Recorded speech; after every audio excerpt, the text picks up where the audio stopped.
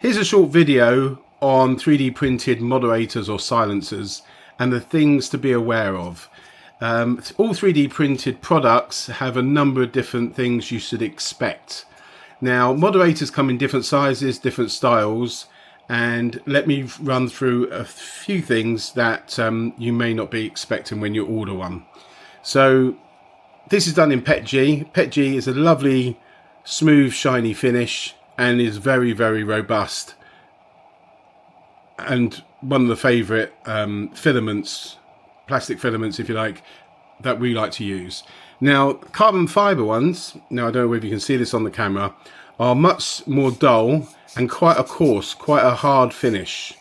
It's quite a matte, but a lot of people like the carbon fibre finish.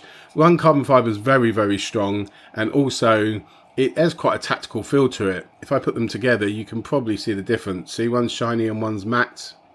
So the carbon is matte and the PETG is quite a shiny finish. Now, on a lot of prints, you get what's known as a scarf seam.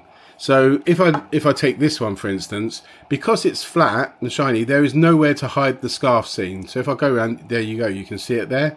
If you can see that seam there, this is where each layer starts and begins again. So if you think about it, it prints it and then goes up a level, prints it again. That point where it starts and finishes is this seam.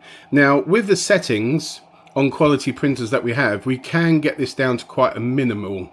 But we do some clever stuff. So if it goes up, it won't continue. If there's a join here, we go along the join. So here you cannot see it at all. And then it will start again just at the top here.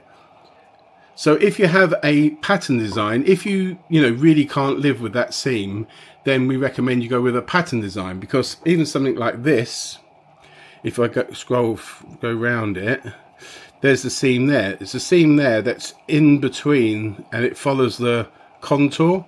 So when you actually look at it, it's more or less invisible. You cannot see it. And something even more like this that is very patterned, you can just about see it occasionally here, but most of the time it's invisible. You can't see. Again, if we go to something even more patterned like this, we have a ideal solution, ideal spot to run the seam. If I go around, I can't even find it here. It's so well done.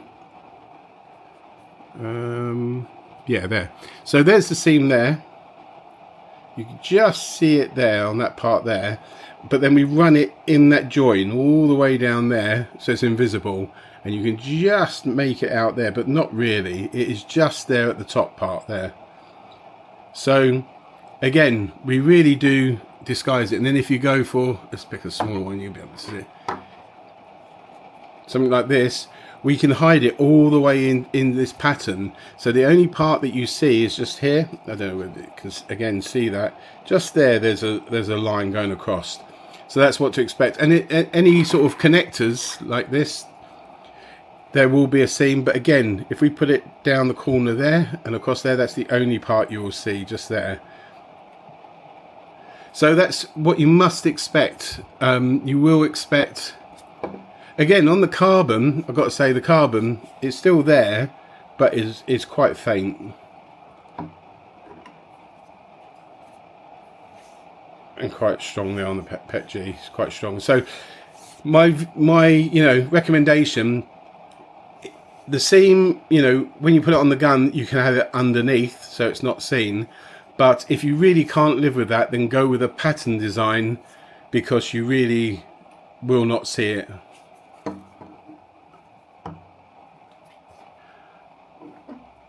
Now let's talk about the thread. Now the thread for Airsoft is a reverse thread, and it's standard for all guns. So that's pretty straightforward.